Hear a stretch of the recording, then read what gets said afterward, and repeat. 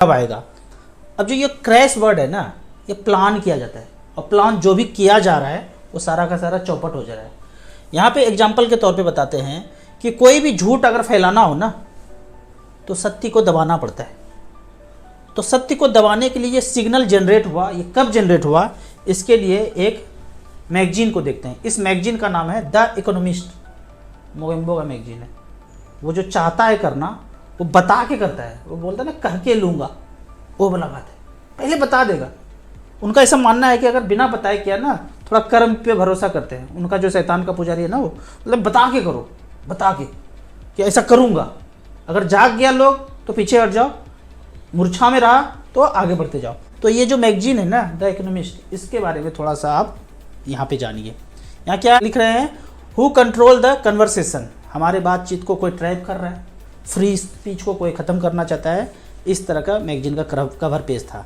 End of social media network, end of social media network काफ़ी पहले आ चुका है, ये अब देखने को मिलता जा रहा है। आगे देखते हैं, एपिक एल, ये फेसबुक ख़त्म हो रहा है, डूब रहा है, मतलब उसको कंट्रोल करना चाह रहा है। आर्ट ऑफ द लाई, ये 4-5 तरह का पेज इसने बनाया है, कवर पेज पे है। Post truth politics in the age of social media, social media कैसे सब कुछ चेंज कर रहा है, तो इसी को दबा दो ताकि हमारे हिसाब से सब कुछ चले।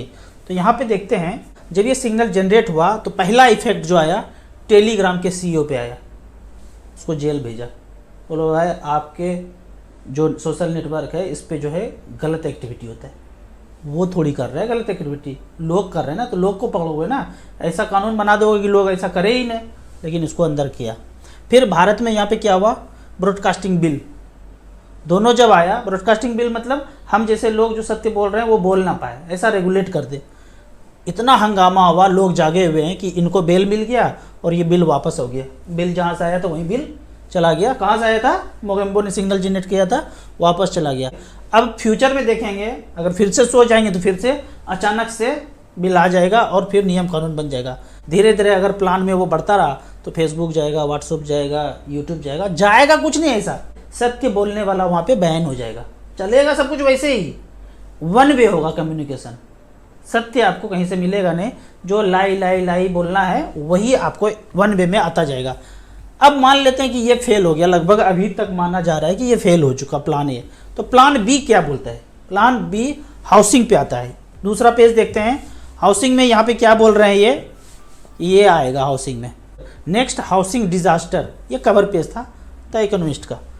अब यहाँ पे जब ऐसा सिग्नल जनरेट हुआ तो नोटिस आना शुरू हुआ। जितने भी बड़े बिल्डर हैं, बड़े इंफ्रास्ट्रक्चर कंपनी हैं, उनको नोटिस आना शुरू हुआ।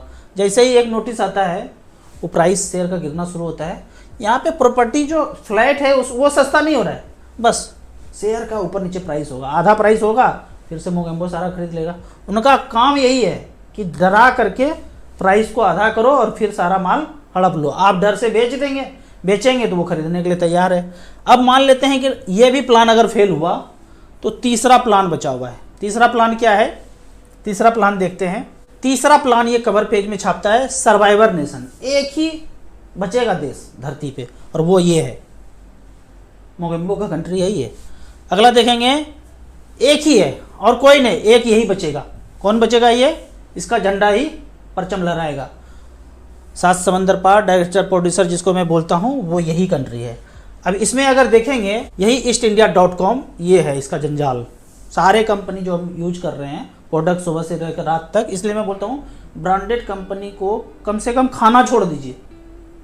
धीरे धीरे करके जाग के देखेंगे तो पता चलेगा eastindia.com के अंदर हम अभी घुसे हुए हैं। यहाँ देखेंगे तो कंट्रोल, इसका लास्ट अल्टीमेट गोल क्या है, एवरीथिंग अंडर कंट्रोल होना चाहिए।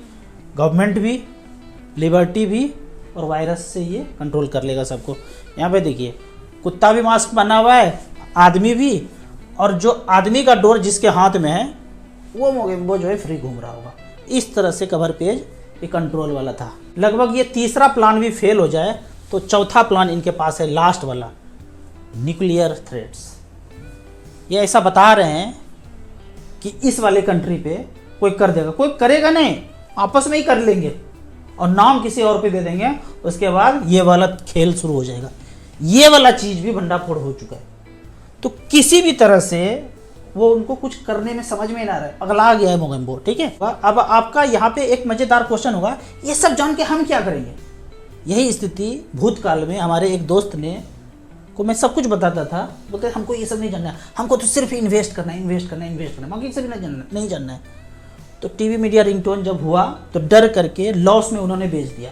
जब आप ये कहानी सुने होंगे तो आपके मुंह से ये बात आएगा, अरे बंद कर नाटक, ये सब तो पहले सब जान रहे हैं हम, नाटक बंद कर, हम तो और खरीदेंगे बेचेंगे नहीं। सारा ज्ञान होने के बाद आप कहते हैं आज से एसआईपी करना है, बताइए क्या करूं। इसके पहले तो सपना चौधरी का डांस देखते थे, पहली बार आपका वीडियो देखा, एसआईपी करना है। एसआईपी आप 100 रुपये से कितना भी कर सकते हैं। मान लेते हैं कि 25,000 रुपये पर मंथ और 15 साल के लिए करते हैं, तो 25,000 रुपये पर मंथ सिर्फ और सिर्फ आपको स्मॉल कैप में करना है, यदि आपके पास टाइम 10, 12 साल, 15 साल है तो। यहाँ पे एसबीआई स्मॉल कैप 2009 से लेके अब तक 25,000 रुपये पर मंथ जमा किया, मिनिमम आप 500 रुपया भी यहाँ जमा कर सकते हैं, शुरुआत कर सकते हैं। 45 लाख जमा हुआ 25,000 रुपये पर मंथ 15 साल में, उस पैसे का आज वैल्यू है 3 करोड़ 36 लाख। जो भी एक्सपेंस है सब कुछ काट कूट के आपको 24% दिखाया जा रहा है। अब ये जो मिलेगा उसमें जो टैक्स कटना है वही टैक्स कटेगा, बाकी सारा पैसा आपका है। अगला फंड है डीएसपी स्मॉल कैप, 45 लाख यहाँ भी जमा हुआ, 2 करोड़ 92 लाख बना है। अगर एवरेज का बात करें पिछले 15 साल में स्मॉल कैप ने 20.83% का रिटर्न दिया है। आपको सब कुछ कैलकुलेट करना है। अगर पहली बार शुरुआत कर रहे हैं 25,000 रुपये पर मंथ करेंगे 15 साल के लिए, अगर कहीं और करेंगे इंश्योरेंस में, ट्रेडिशनल प्लान में, बैंक पोस्ट ऑफिस में, तो एवरेज 6% के रेट से आपको 45 लाख जमा करेंगे 73 लाख लगभग बनेगा। यदि 12% भी रिटर्न मिले म्यूचुअल फंड से तो ये पैसा 1 करोड़ 26 लाख हो सकता है, और गलती से 15% मिल जाए तो ये पैसा 1 करोड़ 69 लाख हो सकता है। इस तरह से आपको प्लान करना है। अब कुछ कमेंट्स का क्वेश्चन देखते हैं। कमेंट्स में यहाँ पे पूछा गया है 15 साल में 50 लाख रुपया चाहिए, कितना अमाउंट किस फंड में करें।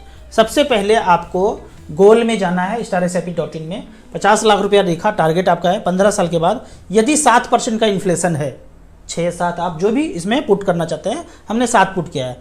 अगर स्मॉल कैप में आपने इन्वेस्ट किया और 15% का रिटर्न मिले, कोई गारंटी नहीं है, 10 भी हो सकता है, 12 भी हो सकता है, लेकिन कैलकुलेशन के हिसाब से हमने 15 लिखा है। तो 21,000 रुपये पर मंथ SIP करते हैं तो आपका 50 लाख रुपया का जो आज का प्रेजेंट वैल्यू है वो पूरा हो जाता है। उस समय का फ्यूचर वैल्यू 1 करोड़ 37 लाख है। मतलब आज जो खर्चा आप 50 लाख रुपया कर रहे हैं किसी चीज को खरीदने के लिए, वही चीज आज से 15 साल के बाद खरीदेंगे, और इन्फ्लेशन अगर 7% का हुआ तो वो चीज खरीदने के लिए आपको 1 करोड़ 37 लाख रुपया देना पड़ेगा। ये हो गया फ्यूचर वैल्यू, ये हो गया प्रेजेंट वैल्यू। तो अंत में आपको अगर SIP 21,000 पर मंथ का करते हैं तो ये वाला वर्थ मिलेगा, और इस वर्थ से 50 लाख रुपए का चीज खरीदा जाएगा जो आज खरीद रहे हैं। तो ये फ्यूचर वैल्यू हो गया, ये प्रेजेंट वैल्यू हो गया। अगला क्वेश्चन था कि किस किस फंड में करूं। SBI small cap, HDFC small cap, quant small cap, Nippon small cap, SBI 250 index fund, 5 fund में बराबर बराबर करके SIP कीजिए, टारगेट पूरा हो जाएगा। अगले क्वेश्चन की तरफ चलते हैं। इंटरनेशनल म्यूचुअल फंड में इन्वेस्ट करना चाहिए। आप ये पूछ रहे हैं शादी हो गया, वाइफ को यहीं छोड़ दें, बैंकॉक घूमने चले जाएं। कभी नहीं जाना है भाई, हमारे देश में इतना वेराइटी का म्यूचुअल फंड पड़ा हुआ है स्मॉल कैप, वहीं इन्वेस्ट करना है, बाहर जाने का जरूरत नहीं है। ठीक है, अगला है अगर इन्वर्टेड कॉमा के बारे में ज़्यादा जानकारी चाहिए तो कहाँ जाना पड़ेगा, यहाँ जाना पड़ेगा। इस चैनल को आपको देखना है, लिख के रख लीजिए खोपड़ी में, डायरी में, इस पे जाना है। और दूसरा चैनल है ये बिल, जब आता है ना ब्रॉडकास्टिंग बिल, यही सब चैनल उड़ जाता खटाखट, कुछ नहीं देखने को मिलता। ये भाग्य है सोशल मीडिया मोबाइल के चक्कर में आप कोई भी बड़ा से बड़ा चीज आसानी से जान जाते हैं। तो ये चैनल है, दोनों को लिख के रख लीजिए। अगले क्वेश्चन की तरफ चलते हैं। LIC is for insurance and safe investment, don't compare with mutual fund. कुछ आप सही बोल रहे हैं, अब कुछ यहाँ पे गलत है। LIC इज फॉर इंश्योरेंस, इतना तक सही थे, सिर्फ इंश्योरेंस, और सिर्फ इंश्योरेंस के लिए टर्म प्लान है। एक टर्म प्लान इंश्योरेंस का सही है, बाकी सारे प्रोडक्ट नहीं होना चाहिए इंश्योरेंस में, सिर्फ टर्म प्लान होना चाहिए। सेफ इन्वेस्टमेंट, इन्वेस्टमेंट तो है ही नहीं। इंश्योरेंस हम क्यों करते हैं, ऊपर जाएंगे तो पैसा मिलेगा। इन्वेस्टमेंट करना है तो म्यूचुअल फंड है, LIC का ही म्यूचुअल फंड है। LIC कंपनी, 2 कंपनी है, LIC life insurance, LIC mutual fund. Insurance करना है एक टर्म प्लान ले लीजिए, इन्वेस्टमेंट करना है LIC म्यूचुअल फंड ले लीजिए, LIC स्मॉल कैप। ठीक है राजू सर, मैंने पोस्ट ऑफिस में 6,000 रुपये पर मंथ चल रहा है, क्या उसको बंद करके म्यूचुअल फंड कर दूं? बिल्कुल कर लीजिए, पूरा का पूरा पैसा नहीं मिलेगा। क्यों नहीं मिलेगा? 10 दोस्तों के पास जाइए, उसका दिमाग खराब कीजिए और पूछिए लिखित में, क्यों नहीं दोगे मेरा पैसा मूलधन? गया कहाँ पैसा, नहीं पूछेंगे तो धीरे धीरे धीरे धीरे इसी तरह से कटते रहेंगे। अगला क्वेश्चन है, म्यूचुअल फंड में इन्वेस्टर और नॉमिनी का दोनों का डेथ हो जाए तो पैसा किसको मिलेगा। अभी तक पीछे का नियम और अभी भी यही है कि डेथ हो जाए तो नियरेस्ट जो रिलेटिव है ना वो क्लेम करेंगे तो उनको मिल जाएगा। लेकिन नया नियम ये बनने वाला है, कहीं कहीं बना है, बाहर का बात कर रहा हूँ, कि ब्लड रिलेशन वाला खत्म हो गया तो सारा का सारा पैसा मोगेम्बो के पास चला जाएगा। जमीन के केस में भी यही है, ब्लड रिलेशन का 4 लोग खत्म हो गया, जो कि होगा 1 2 3 से, तो वो ज़मीन जो है वहाँ उनको रजिस्टर्ड हो जाएगा मोगेम्बो को। लेकिन ये नियम चल रहा था, जैसे ही आएगा धड़ाम से सब कुछ बोलना शुरू करेंगे तो वो भी पीछे हो जाएगा, जैसे किसान वाला बिल हुआ था वापस। तो इस तरह से करके अभी तक ये है कि नियरेस्ट रिलेटिव उनको क्लेम करेंगे तो उनको मिल जाएगा, भाई बहन माता पिता, ये जो ब्लड रिलेशन वाले ग्रुप हैं उनको मिल जाएगा। अगला एक बेहतरीन क्वेश्चन आया है, सर रिसर्च करने पे पता चला है, एकदम जी जान लगा कर रिसर्च किए, 90% म्यूचुअल फंड 3 साल में 30 से 40% का रिटर्न दिया है, 5 साल में 25% 15% रिटर्न दिया है। तो इससे अच्छा है कि 3 साल में पैसा जमा करो, फिर निकाल लो, फिर जमा करो, ऐसे करके नहीं होगा। अच्छा, ये फकैती बाज है। जब मम्मी पापा पढ़ने बोला था ना, बेटा पढ़ ले काम आएगा ज़िंदगी में, तो पढ़ने नहीं जाते थे। इस तरह का क्वेश्चन, वो फकैती बाज जो मैथ के क्वेश्चन में नींद आता था या पीछे वाला बेंच में डर के बैठते थे, वो क्वेश्चन है। ठीक है, आप सोचिए कि मैथ में कितना नंबर आया था, टैलेंट से, तब ग्रहण करके, देखा देखी चेपा चेपी करके नहीं। तो यहाँ देखते हैं, ये क्वेश्चन डाउट ना बहुत लोगों के पास होता है। आप 10 रुपया से म्यूचुअल फंड खरीदे और 5 साल में जाके 20 रुपया हो गया वो। अब पीछे जाते हैं, आज 20 रुपया है, 5 साल पहले वो 10 रुपया था, 1 साल पहले वो 16 रुपया का था NAV और 20 रुपया हो गया। तो 25% का पिछले 1 साल में आपको रिटर्न मिल गया। 2 साल पहले वो 12 रुपया का था, 12 से जब 16 आया तो 33% का रिटर्न हुआ। तो 12 से 20 गया तो 8 रुपया का यहाँ पे फायदा हुआ। उसके 1 साल पहले 11 रुपया का चीज़ था तो 9% का रिटर्न मिला। अगर 3 साल का एवरेज देखेंगे कि 11 से लेके 20 तक 80% का लगभग रिटर्न मिला। लेकिन 10 रुपया से लेके 20 रुपया तक 5 साल में 100% का रिटर्न हुआ। तो डिवाइडेड बाय 5 करेंगे तो लगभग 20% का एवरेज रिटर्न मिला। तो पिछले 3 साल में अगर एवरेज रिटर्न देखते हैं तो 80% डिवाइडेड बाय 3 26.6% का रिटर्न है। लेकिन पिछले 1 साल में अगर रिटर्न देखेंगे तो 25% का, पिछले 2 साल में देखेंगे तो और ज़्यादा। ऐसे नहीं चलता है, आपको इस तरह से कैलकुलेट करना है। ऐसा नहीं कि आज आप खरीदे, इसके पहले तो सपना चौधरी का डांस देख रहे थे, आज आए हैं 20 रुपये खरीदे, 1 साल में 21 रुपया हुआ, अब कितना बढ़ा, फिर अगले साल 19 रुपया हो गया, जो बढ़ा था वो भी खत्म हो गया, फिर 1 साल टाइम दिए तो 22 रुपया हुआ, 20 रुपया का चीज़ 22 रुपया हुआ, 10% ही बढ़ा।